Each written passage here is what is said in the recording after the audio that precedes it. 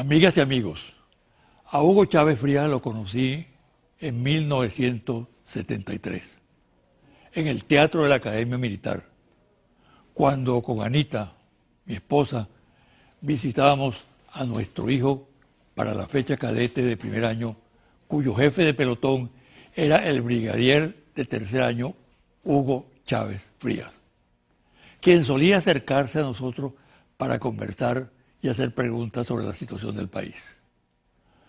Cuando Pepe fue expulsado de la academia porque supuestamente era un golpista en potencia, luego le perdí el rastro y volví a saber de él en la madrugada del 4 de febrero de 1992.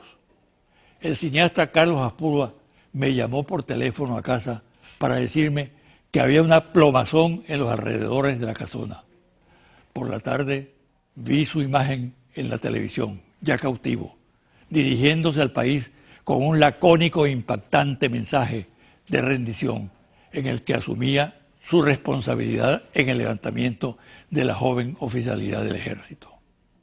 Estando en prisión, en la cárcel de Yare, lo entrevisté 2 veces, rompiendo con las medidas de seguridad. Los programas fueron censurados y el gobierno abrió una averiguación por ante la justicia militar. En esas entrevistas definió su proyecto como patriótico y revolucionario, inspirado en el ideario de Simón Bolívar, y anunció su decisión de continuar la lucha una vez que estuviera en libertad.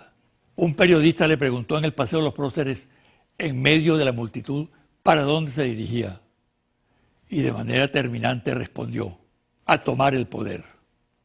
Mi relación con él fue siempre cordial. Me hizo la distinción de designarme canciller de la República, ministro de la Defensa y vicepresidente ejecutivo.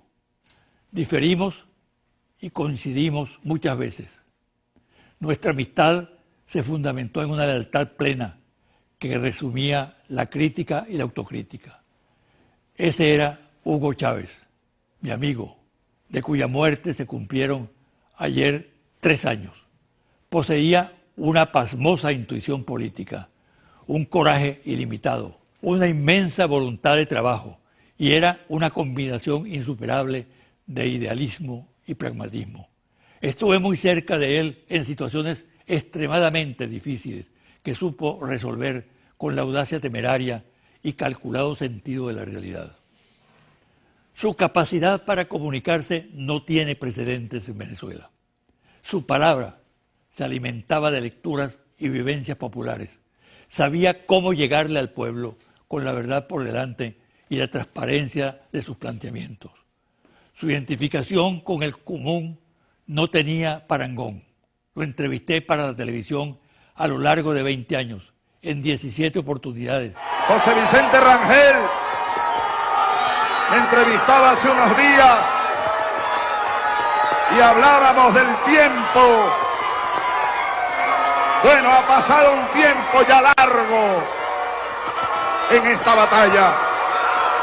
Nosotros venimos de lejos. Nosotros venimos de lejos. Esta batalla nuestra es larga. Esta batalla nuestra tiene más de 500 años en esta tierra. En momentos de muchas tensiones y en esos diálogos destaca la coherencia de su pensamiento, la continuidad de su accionar político y la lealtad a los principios. En una de esas entrevistas en los jardines de Miraflores. Yo casi todos los días en la mañana me asomo al balcón del pueblo, o por allá, por otra ventana, y veo el cuartel de la montaña. Así lo llamé para mí mismo. Primera vez que lo digo a alguien, que me sale del alma, el cuartel de la montaña, porque de ahí vengo yo. Con el cuartel de la montaña al fondo, donde estuvo su puesto de mando el 4 de febrero, y ahora descansan sus restos, rodeados por el fervor popular, me dijo: todas las mañanas tomo el primer café del día y reflexionando miro al cuartel de la montaña. Y luego agregó: uno siempre debe tener una referencia constante en la que se den cita pasado y presente para saber si se es consecuente con lo que le ofrece al pueblo. Su imagen crece todos los días. no como culto, sino como sincera devoción, por alguien que hizo mucho bien y se entregó sin descanso a la tarea de redimir a un pueblo. Pasa el tiempo y él sigue viviendo en el corazón de millones de compatriotas.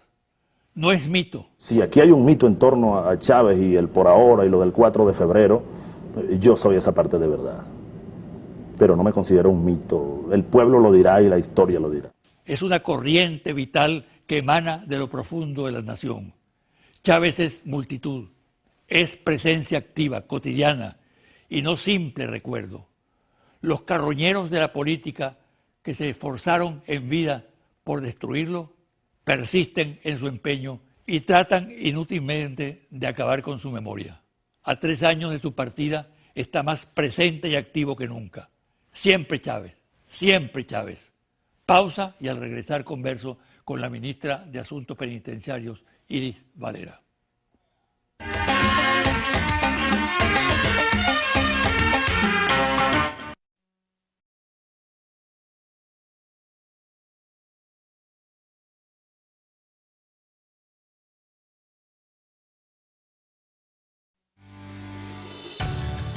Estás viendo José Vicente Hoy.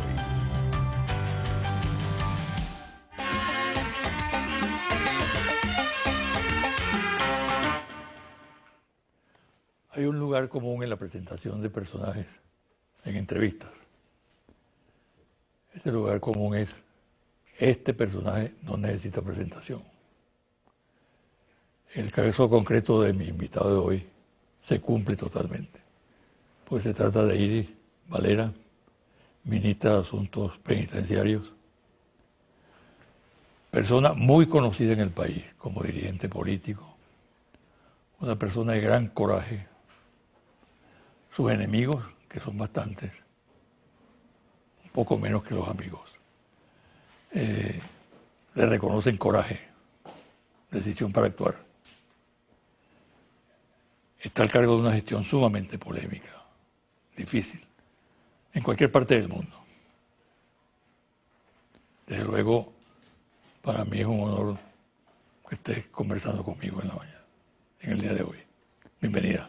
Gracias, doctor. El honor es mío que me haya invitado a su programa. Bueno, Buenos días. mira,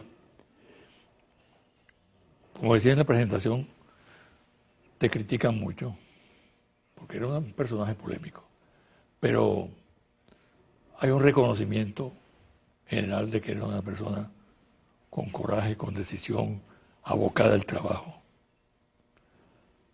Rápidamente, ¿cuál es el saldo de esta gestión? Bueno, el saldo... ¿Qué significa personalmente para ti estar al frente de ese cargo tan importante? Sí. Bueno, primero, yo creo que el país puede ser testigo y presencial de lo que ha significado el cambio estructural en el sistema penitenciario del país. Aquí se ha creado un nuevo sistema penitenciario, no porque se haya creado un ministerio. Hay un régimen penitenciario que no lo había, un nuevo régimen que nosotros hemos adecuado, donde hemos diseñado una política que se está cumpliendo. Ya hoy, para el 2015, nosotros alcanzamos el 90% de régimen penitenciario en el país. Y eso es claramente demostrable, ¿no? Yo no estoy hablando de cárceles que pueda nombrar y que no tienen ubicación geográfica. Puedo nombrarles 79 espacios que hemos intervenido desde el 26 de julio de 2011 que se creó este ministerio y me llamó el presidente Chávez para ponerme al frente, hasta el día de hoy.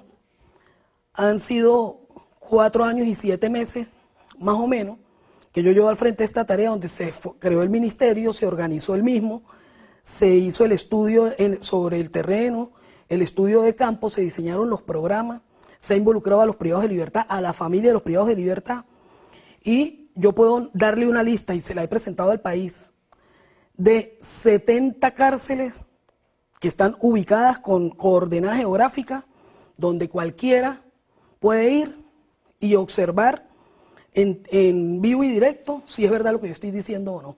Creo que he cumplido con la misión que se me encomendó, que me encomendó en primer lugar el presidente Chávez y el presidente Nicolás Maduro, que ha venido a profundizar porque es muy exigente nuestro presidente en el ejercicio de la política pidiendo resultados oportunos.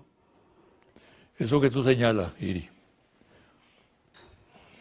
y yo estoy seguro que está diciendo la verdad. Sin embargo, es rebatido en la calle por adversarios, ¿no?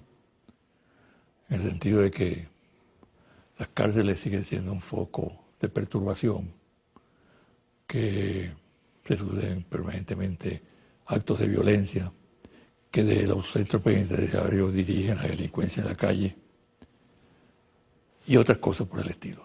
Sí, es una realidad que se ha venido superando, doctor. Se ha venido superando. Y para los que dicen eso en la calle, lo dirán con razones. Lo que pasa es que las personas tienden a generalizar por lo que acontece en su entorno íntimo o en su entorno espacial, geoespacial. Por ejemplo, no van a tener el mismo concepto de lo que pasa en el sistema penitenciario. Las personas que viven y son víctimas de la delincuencia en Aragua que los que viven en Táchira, los que viven en Mérida. ¿Por qué? Porque en Táchira y en Mérida, por ejemplo, todo el sistema penitenciario tiene 100% régimen. Y cuando digo todo el sistema penitenciario es porque en esos dos estados me compete también la responsabilidad de adolescentes en conflicto con la ley penal, que era algo muy parecido, incluso más complejo que la propia situación que encontramos nosotros en las cárceles, en todas las cárceles del país. Sin embargo, en el Táchira, por ejemplo, yo tengo el complejo del Centro Penitenciario de Occidente, tiene totalmente régimen, el anexo femenino, el CPO 1 y el CPO 2. Y están las entidades de atención al adolescente en conflicto con la ley penal, que hay una en la 19 de abril de San Cristóbal, que es de varones, que eso era una institución muy caracterizada por mucha violencia y violencia macabra. Y una entidad de hembra, de adolescentes, también en conflicto con la ley penal hembra, que está ubicada en Pueblo Nuevo. En Mérida pasa lo mismo con el Centro Penitenciario de la Región Andina, con todo ese complejo, con su anexo femenino. Todos los anexos femeninos del país tienen 100% régimen. Todos los adolescentes que le corresponden al Ministerio Penitenciario tienen 100% régimen. Y en las cárceles de varones, de hombres, de adultos, nosotros ya hemos alcanzado una cifra muy importante.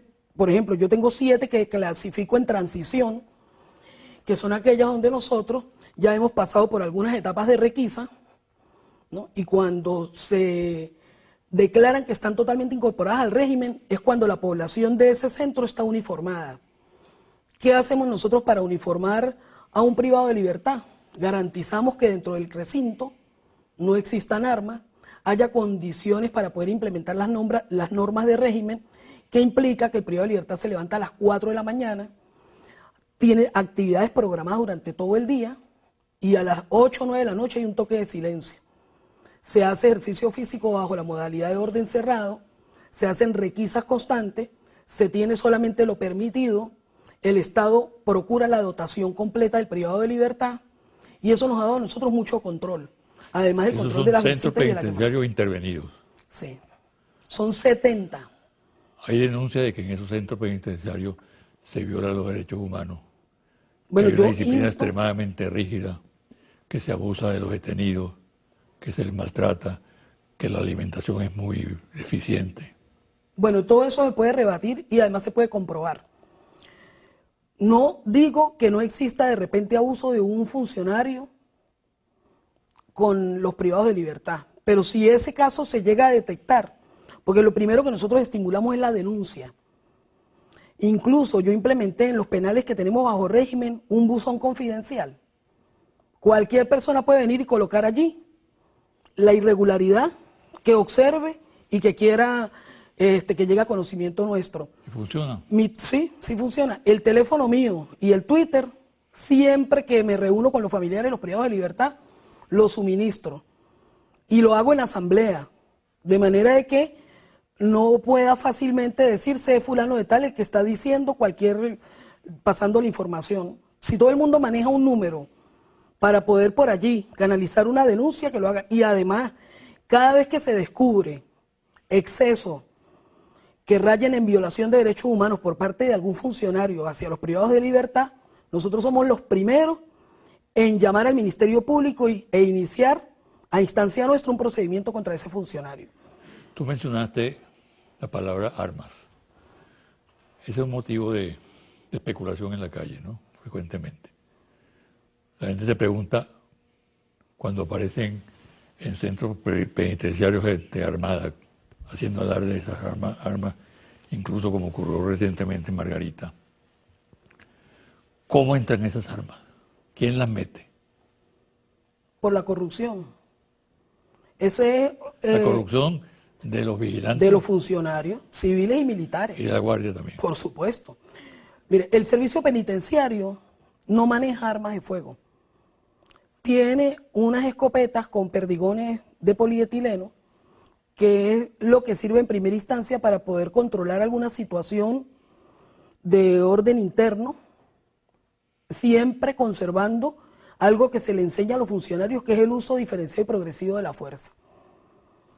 La premisa, por supuesto, es un privado de libertad y el Estado está obligado a garantizarle los derechos humanos a ese privado de libertad. Nosotros no miramos la condición del por qué esa persona se encuentra allí privada de libertad. Para nosotros es un privado de libertad. Por ende, yo siempre le digo a los funcionarios, los privados de libertad para nosotros son intocables. A menos que la persona se torne violenta, quiera agredir al funcionario y bueno, se le va aplicando la fuerza de manera de poder dominar la situación. Pero para eso hay estudios, para eso la gente se prepara, para eso nuestros funcionarios egresan de la Universidad Nacional Experimental de la Seguridad, para eso constantemente a través de la escuela del funcionario penitenciario. Nosotros tenemos una escuela de formación de nuestros funcionarios que funciona en Guri y ahí constantemente le damos cursos y diplomados de mejoramiento profesional a todos los funcionarios del servicio penitenciario. Y siempre estimulamos la denuncia. Siempre le decimos, mire, el que cometa un exceso con un privado de libertad se lo va a comer la desgracia, porque las penas para castigar el delito por violación de derechos humanos son muy severas, además no prescriben. Y ustedes tienen que estar en conocimiento de eso y actuar en consecuencia. Y bueno, constantemente hemos visto que si que por allí, por ejemplo, había un traslado y unos privados de libertad empezaron con los pies y destrozaron los vidrios de la unidad.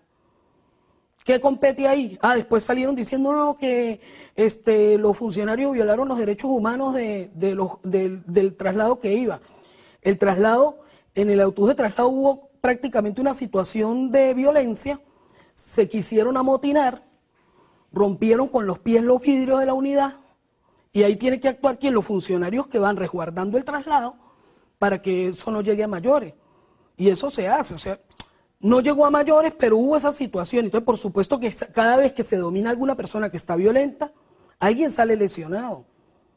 Miren, esas situaciones de tensiones desatadas y de crisis en los centros penitenciarios, tú muchas veces te has presentado, has asumido la situación en un gesto verdaderamente insólito que no han practicado anteriores ministros del ramo, ¿no?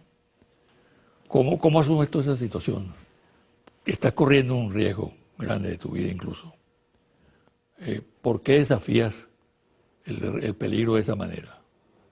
Porque entendemos que toda persona que está privada de libertad no es una persona que esté, que sea demente, ¿no? Son personas cuerdas, que antes de caer en prisión estaban incluso interactuando con nosotros como cualquier ciudadano. Uno puede estar hoy con un grupo de personas y ese grupo de personas mañana alguien puede meterse en un problema. Entonces, en principio esas personas no son de alta peligrosidad, como se suele llamar. Que haya dentro de las cárceles en el país ha pasado una situación que usted bien conoce, doctor. Nosotros heredamos un sistema penitenciario muy deplorable, donde realmente se violaban los derechos humanos de las personas privadas de libertad. Y yo creo que por primera vez en muchos años y en nuestra historia, de verdad, un Estado asume una política penitenciaria para atender a esas personas que allí se encuentran. Y nosotros lo primero que hicimos fue un estudio de campo, nos metimos con todos nuestros trabajadores a hacer el levantamiento de la data de cada una de las personas que se encuentran en los recintos penitenciarios del país. Tenemos una data que yo creo que, bueno, sin antecedentes y sin parangón, creo que la data más completa de privados de libertad que hay en el país la tiene el servicio penitenciario. Y somos muy cuidadosos también con los nuevos ingresos. O sea, exigimos que en realidad, desde nuestro punto de vista, quien llegue a una cárcel nacional sean las personas que deben estar allí. No que llegue cualquier persona que nosotros manejamos, porque somos abogados, manejamos la ley penal. Y no necesitamos ser jueces para saber que si una persona que es primaria, que se cometió un delito simple, que no amerita, sino de acuerdo a lo que dice la Constitución, su derecho a ser juzgado en libertad, artículo 44 de la Constitución de la República Bolivariana de Venezuela, normas del debido proceso, artículo 49, si nosotros observamos que todas las condiciones se cumplen para que esa persona deba ser juzgada en libertad, lo primero que tiene que hacer el servicio penitenciario como Estado, rector en materia penitenciaria, es garantizarle los derechos humanos a esa persona. Y parte de los derechos humanos es su derecho al debido proceso. Luego nosotros, y esa es una de las exigencias, por eso es que dicen, no, que la ministra es arbitraria, que no recibe, porque entonces ella quiere mandar más que los jueces, o que no le recibe los privados de libertad a las policías. No, esto no es río en conuco, como dice una viceministra que yo tengo. Nosotros hemos ordenado y nos ha costado el sistema penitenciario, hemos puesto un régimen, y para que eso se mantenga hay que tener estrictos controles. Yo no puedo recibir a una persona, por ejemplo, que no esté bien identificada, que no se sepa que es fulano de tal, que está señalado por tal o cual delito. Entonces, y además si lo recibo, si cumple con todas las condiciones, pero es una persona que lo que hizo fue un delito de hurto, que bien podría, porque no tiene ni antecedentes, no tiene una conducta predelictual. O sea, hay muchas condiciones que amerita que esa persona sea juzgada en libertad. Bueno, nosotros procuramos que eso sea así. Ahora, si se trata de un personaje que ha cometido delitos esos que todo el mundo quiere que se paguen con cadena perpetuas, no las hay aquí, pero con los 30 años, que es la pena máxima, entonces nosotros tomamos las previsiones para que esa persona sea recibida en el servicio penitenciario, ubicada en las cárceles con las condiciones de seguridad donde deben estar, y ahí en adelante atender su proceso judicial desde el punto de vista de lo que nos corresponde a nosotros, ¿no? Que es el servicio penitenciario. Exacto. Pero usted preguntaba sobre lo de las armas y sobre la situación de violencia cuando uno se introduce en las cárceles. Nosotros solamente del servicio penitenciario, doctor, yo tengo a más de 1000 funcionarios, 800 votados, ¿no? Que han sido destituidos del ministerio, que ellos han solicitado su renuncia, porque de repente han cometido se han metido en un problema dentro del servicio penitenciario, que puede ser algo normal en la calle, pero yo digo, lo que es normal en la calle no es normal dentro de un recinto penitenciario. Entonces si yo tengo una norma, no pueden estar los funcionarios de custodia con teléfono dentro del recinto penitenciario. Y uno observa a un funcionario con un teléfono dentro del recinto penitenciario, o un funcionario administrativo. Bueno, esa persona debe salir del servicio penitenciario, porque lo que nosotros presumimos es que está siendo vulnerable a introducir teléfonos para dárselo a alguien, y después de ahí se genera una mafia penitenciaria. Yo lamentablemente conseguí en Yaretré a un médico egresado de la UCB, y tenía 5 años de estar trabajando en el servicio penitenciario, o sea, 8, antes de que se creara el ministerio. Y a mí me tocó que sacarlo el año pasado. Le exigí la renuncia. Era el que traficaba los teléfonos con los privados de libertad y era el médico del establecimiento. El médico. Y así por el estilo. Vamos a hacer una pausa, Iris. Y al regreso quiero que hablemos un poco si tú consideras que es compatible ese régimen penitenciario que existe, que tú llevas adelante, con el contexto de violencia, de auge del delito, de desmadre, pues, del delito, como está planteado hoy en día en Venezuela. Al regresar hablamos sobre el tema.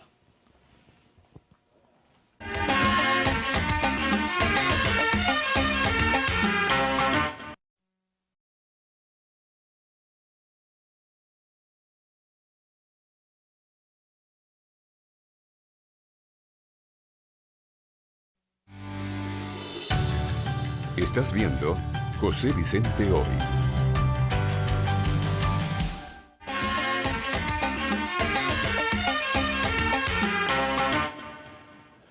Y tú hablas con mucha propiedad del sistema penitenciario que está marchando. ¿Y qué relación se puede establecer con el contexto de auge delictivo que tiene el país? Por ejemplo, hay la percepción en la calle de que muchos de los actos criminales que se cometen en el país, secuestros, etcétera, son dirigidos desde las cárceles. Fíjense, el tema de la criminalidad es muy complejo, todos lo conocemos, ¿no?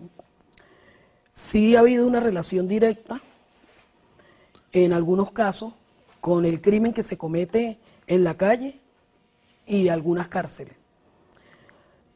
Pero en los estados donde ya se ha controlado todo el sistema, eso ha impactado y es lo que nos da pie a nosotros para decir, bueno, si hay una relación proporcional a una situación de mafias penitenciarias y su radio de acción y lo que eso incide en la calle, ¿no?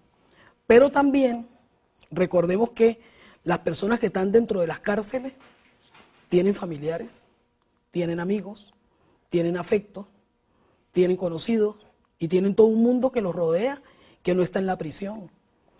Y hay también mafias externas que utilizan la cárcel para ellos infundir su temor y lograr cometer su fechoría. Yo siempre insto a que cuando alguien sea víctima de una extorsión y que le digan que tiene que ir a una cárcel a pagar tal o cual, que lo denuncie. Pues la gente no denuncia y entonces la misma gente estimula y fortalece el accionar de las mafias penitenciarias. Muchas veces también ha pasado que alguien llama a extorsionar y dicen que están llamando de tal o cual cárcel y cuando se hace el debido estudio científico que soporte de dónde sale esa llamada, ¿no? y quién es el que está haciendo la llamada, se dan cuenta que no es de la cárcel. Todo el sistema de comunicaciones tiene unas antenas. Las cárceles no están en centros aislados. La mayoría están ubicadas dentro de poblaciones. Las personas que llaman de la población, esas llamadas también se registran en esa misma antena. Yo no estoy diciendo que no pase. Estoy diciendo que el pueblo o las personas que sean víctimas de ese tipo de accionar mafioso tienen que denunciar y que lo que nosotros hemos alcanzado en materia penitenciaria ha contribuido a disminuir el delito donde quiera que nosotros hemos ido avanzando. Ahí están los estados, pues. ¿El régimen abierto cómo funciona? El régimen abierto, yo digo, ese es el régimen de la Cuarta República, eso fue lo que se encontró aquí.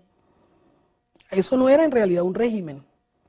Unas cárceles donde no es como lo que debe ser, pues que el privado de libertad esté en su celda, salga a actividades programadas, tenga espacio y oportunidad para poder estudiar, formarse, reivindicarse, redimir penas, si es el caso, si está penado, o que no se le registre retardo procesal hasta que se dirima su situación, si es un procesado.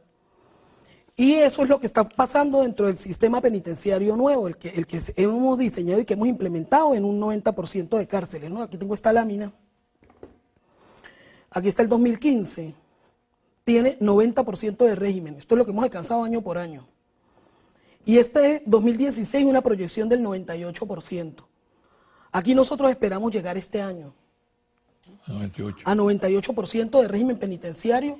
Eso es alcanzando ya con estas cárceles que llamamos en transición. De privado de libertad, más o menos. Estamos hablando de unas 16.000 personas. ¿El total cuál es? Distribuidas en distintas cárceles. Hoy tenemos nosotros en cárceles nacionales cerca de 46.000 privados de libertad. Sería como el 50%, bueno. Un poquito menos. Mira, ¿qué le puedes decir tú a un país aturdido por el auge del delito? Contra la pared como está el ciudadano. Sí, yo creo que también nosotros no podemos soslayar que esto es una revolución asediada. ¿Qué pasa, por ejemplo, con los delitos que han cometido las personas levantando la bandera de que están luchando contra el proceso revolucionario? Porque es lo mismo un crimen cometido por unas personas que hicieron guarimba, igualito es el mismo resultado a una persona que muere bajo otras circunstancias de delincuencia común. Igualito, le están quitando la vida a alguien. Es un delito de homicidio. Entonces, muchos de los delitos que se han cometido aquí, fíjese, nosotros en Táchira, y le voy a hablar una experiencia de mi familia. Toda mi familia vive en Táchira, usted bien lo sabe. Las guarimbas allá duraron 3 meses completa. Las personas que estaban dirigiendo esas guarimbas le abrieron la puerta a un poco de personas extranjeras, indocumentadas, que incluso se metían en la residencia y hasta consumían droga. Y eso nunca lo denunciaron ellos. Le abrieron las puertas al diablo, les abrieron las puertas al infierno. Esas personas, bueno, ¿qué pasó, por ejemplo, con este privado de libertad que le dieron 17 años de condena, que le quitó la vida a la muchacha que era la traductora de señas en Venevisión, Johnny Bolívar? Él asesinó a esa muchacha en una guarimba. Él disparó. Y nosotros tenemos estudios donde ese señor estaba involucrado con personas de oposición que le están suministrando armas. Y tenemos grabaciones, ¿no? Grabaciones de eso. ¿Qué pasó? Por ejemplo, hay un testimonio de una privada de libertad en el INOF, que ella tuvo en su casa a Carlos Trejo y a Pérez Venta. Y ellos la robaron. O sea, un delito de robo, de hurto calificado, porque es bajo una situación de confianza que ella los alberga en su casa y los tipos la robaron. Después ellos le prestaron un dinero a la víctima del descuartizamiento, a Liana Ergueta, y después cuando ella empezó a cobrarles, que los denunció públicamente, la mataron, y la mataron de una manera macabra. ¿Y de dónde eran Pérez Venta y Carlos Trejo? ¿De dónde son? Dirigentes de la oposición. Algunos estaban hasta postulados como candidatos. Entonces, cuando se haga el análisis de la criminalidad, hay que evaluar también el efecto exógeno y el accionar de estas personas que están cometiendo delitos de homicidio, de terrorismo. Uno se queda abismado cuando uno escucha el testimonio de Lorenzalé. ¿Qué dice Lorenzalé? Lorenzalé dice que había que matar a 20 muñecos, que los tenían ya previamente seleccionados. Yo pregunto, ¿no sería una de esas víctimas en el marco de esa planificación nuestro querido diputado Robert Serra y el propio Eliezer Otaiza? Porque son personajes nuestros, y además la reciente muerte de nuestro querido periodista de Venezolana de Televisión, dirigente del partido, Ricardo Durán. ¿No? Eso es criminalidad. Eso no entra dentro de las estadísticas de quienes utilizan el problema de la criminalidad para decir que la revolución no ha hecho nada. Sí hemos hecho. ¿Qué se decía anteriormente a que empezara el proceso revolucionario? Siempre tratando de criminalizar la pobreza.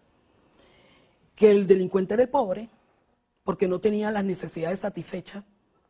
Bueno, la revolución ha satisfecho como nadie, ni como ningún sistema, ni gobierno en este país, en el transcurso de su historia, las necesidades del pueblo. Luego, esa no es la causa de la criminalidad. Nos olvidamos de la frontera, nos olvidamos del accionar de las mafias delincuenciales que están amparadas por la Mesa de la Unidad Democrática. Bueno, ahí está la ley de amnistía. Eso es un monumento a la impunidad y un estímulo a la delincuencia. Haga lo que usted quiera en nombre de que va a tumbar el gobierno, que nosotros tenemos una mayoría suficiente para que usted quede impune. Y ahí están los otros que han robado el erario público. Yo condeno más a Manuel Rosales, que se robó esa millonada del Estado Zulia, ¿no? Y a otros que se fueron, que han sido amparados, que saltan la talanquera y se olvidan, cuando saltan la talanquera, se olvidan de que están buscando impunidad. Tremendo malandro. Condeno más a ellos que al que haya robado cualquier bien a otra persona. Sin justificar, no justifico a ninguno. Lo que quiero decir es que el delito es el mismo, independientemente de las razones. Para concluir, Iris, después de 4 años, ¿no?, que tiene Sí, al 4 frente años del y cargo, 7 meses. que ha sido muy duro, doblemente. ¿Sigue siendo optimista? Absolutamente. ¿Por qué? Porque lo tengo por resultados. Puedo mostrar los resultados al país. Estamos a punto de que el presidente le dé la puesta en marcha al sistema de tecnología de seguridad penitenciaria. Es algo sin precedentes y que realmente nos ha dado a nosotros mucho control sobre el sistema penitenciario. Nosotros vamos a lanzar ahorita ya la primera etapa, pero ya tenemos interconectados más de casi 10 penales en el país, donde en tiempo real nosotros observamos todo lo que pasa en los recintos penitenciarios. Entonces, por supuesto, el optimismo no es solamente por eso, ¿no? Es por otras circunstancias. Uno está viendo cómo el presidente le está haciendo frente a la situación económica del país y la respuesta que ha venido por parte del pueblo. Entonces tenemos muchísimas razones para ser optimistas y sobre todo, doctor, cuando nosotros observamos, por ejemplo, el trabajo con las madres de los privados de libertad, que es la familia, el trabajo con los propios privados de libertad en atención jurídica, la inclusión de los privados de libertad.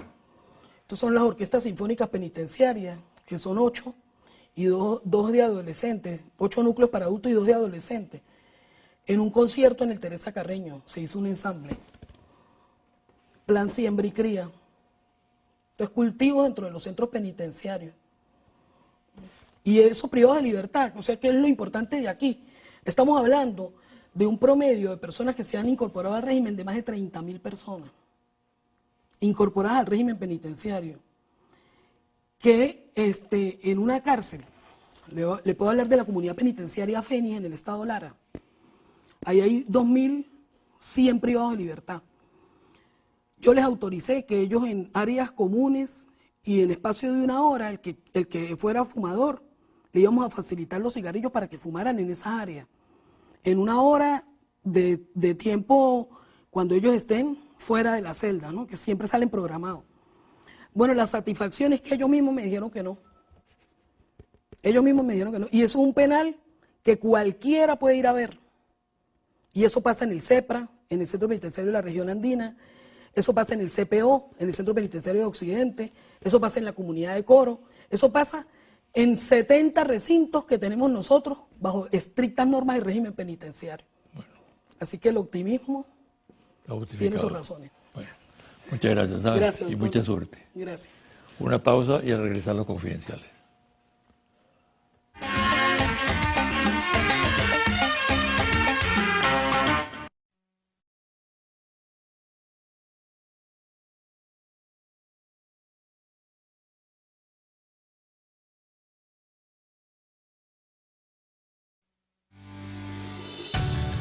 Estás viendo José Vicente Hoy.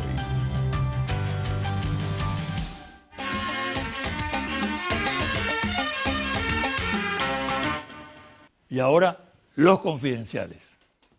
La campaña contra Venezuela, contra el gobierno nacional y contra el presidente Nicolás Maduro desborda todos los límites de la mesura y la responsabilidad. Un caso concreto. La representante de la Cámara del Congreso de Colombia, María Fernanda Cabral, del Partido Centro Democrático, está divulgando información a través de su cuenta de Twitter sobre un supuesto asilo solicitado por el mandatario venezolano que estaría siendo gestionado por el expresidente colombiano y actual secretario general de la UNASUR, Ernesto Samper. Dice la parlamentaria colombiana que recibió información de una reunión entre Samper y el gobierno evaluando el asilo de Maduro y su familia, a petición de Samper. El Ministerio de Relaciones Exteriores de Colombia desmintió el comentario y señaló, comillas, eso es mentira. Pero desde luego que queda algo en el aire, porque se trata de una acción más dirigida a acentuar la campaña de que Venezuela está cayendo a pedazos, que gente irresponsable, sin escrúpulos y seguramente mercenaria, impulsa deliberadamente. Dato curioso. Las últimas encuestas revelan que mientras la oposición ha bajado en la evaluación que hacen a diario los ciudadanos, el chavismo ha subido. Ha incrementado su incidencia en casi un 7%. La razón de esta tendencia, descenso de la oposición y alza del chavismo, luego de las elecciones parlamentarias del 6 de diciembre, estaría en la frustración de muchos de los votantes con motivo de las actuaciones erráticas de la nueva Asamblea Nacional. Se señala, por ejemplo, que la temática abordada por la mayoría que controla el legislativo no guarda relación con los problemas reales de los ciudadanos, que aquellos temas que han consumido buena parte de la agenda, como ley de amnistía y el planteamiento sobre la titularidad de las viviendas construidas por la Gran Misión Vivienda, ha defraudado la ilusión que se creó en el electorado que la situación cambiaría luego del resultado comicial del 6 de diciembre. No es cierto que una mayoría del país esté por la salida de Nicolás Maduro de la presidencia de la República, como sistemáticamente se plantea a través de una campaña adelantada en el país y dirigida desde el exterior por organismos creadores de opinión. Amplios sectores de la opinión pública consideran que el problema no es Maduro en Miraflores y que su salida del cargo, lejos de resolver los problemas, los agravaría. Esta posición cada día cobra más fuerza y se inclina a favor de una política de concertación, de acuerdos estados en torno a los problemas más apremiantes del país y de la coordinación de esfuerzos entre el Poder Legislativo y el Ejecutivo, así como del sector privado y el público para encarar la grave situación. Consejo, óigase bien. En diciembre pasado, luego de las elecciones del día 6 de ese mes, una delegación de la MUD en la que participaron representantes de Primero Justicia, Un Nuevo Tiempo, Acción Democrática, etc., se entrevistó en la Embajada de los Estados Unidos en Caracas con Tom Shannon, alto funcionario del Departamento de Estado encargado de monitorear la relación Estados Unidos-Venezuela. Shannon manifestó que el interés del gobierno norteamericano es de que no haya turbulencia en Venezuela y que lo conveniente para la estabilidad de la región es que Nicolás Maduro termine el periodo constitucional. Esta recomendación cobra actualidad con motivo de la actitud de la oposición de colocar en el centro del debate nacional la salida del presidente Maduro de Miraflores. Confidencial al cierre. Monitor País, Interlaces, reporte ejecutivo. Ficha técnica, 1.580 entrevistas directas en hogares en todo el país, del 10 al 16 de febrero 2016. Resultados, clima socioemocional. ¿Cómo se siente el venezolano hoy? Por favor, dígame cuál de estas palabras describe mejor su actual estado de ánimo. Optimista, 17 de enero 2016, 78%. Un mes después, 16 de febrero 2016, 62%. Pesimista, 17 de enero 2016, 21%. 16 de febrero 2016, 37%. Aumenta el pesimismo. Por favor, dígame cuál de estas palabras describe mejor su actual estado de ánimo. Feliz, 17 de enero 2016, 74%. 16 de febrero 2016, 57%. No sabe, no responde 4%. Descienden el optimismo. Triste, 17 de enero 2016, 22%. 16 de febrero 2016, 41%. No sabe, no responde 2%. Por favor, dígame cuál de estas palabras describe mejor su actual estado de ánimo. Esperanzado, 17 de enero 2016, 90%. Febrero 2016, 78%. No sabe, no responde 1%. Frustrado, 17 de enero 9%. 16, febrero, 21%. No sabe, no responde, 1%. Dígame cuál de estas palabras describe mejor su actual estado de ánimo. Contento, 17 enero, 58%. 16 febrero, 44%. No sabe, no responde, 4%. Molesto, 17 enero, 38%. Febrero, 55%. No sabe, no responde, 1%. Dígame cuál de estas palabras describe mejor su actual estado de ánimo. Confiado, 17 enero, 41%. 16 febrero, 29%. No sabe, no responde, 1%. Preocupado, 17 enero, 58%. 16 febrero, 70%. No sabe, no responde, 1%. Análisis. En apenas un mes se incrementaron todos los indicadores negativos del clima socioemocional venezolano. Molestia, pesimismo, preocupación, tristeza y frustración. En las pasadas elecciones parlamentarias, los venezolanos votaron para presionar por soluciones con un sentido de urgencia. Sin embargo, el desempeño de la Asamblea Nacional durante enero no ha logrado responder a las demandas de orden, resultados y consensos que los venezolanos esperaban luego del evento electoral. Para el chavismo gobernante ya no es suficiente enarbolar el pasado. La oportunidad está en la gestión económica y en un discurso esperanzador. Mientras que la oposición ha logrado avances electorales importantes aprovechando el descontento y la frustración, todavía debe demostrar que es una fuerza homogénea, con planes y proyectos, con capacidad para gobernar y con sensibilidad popular.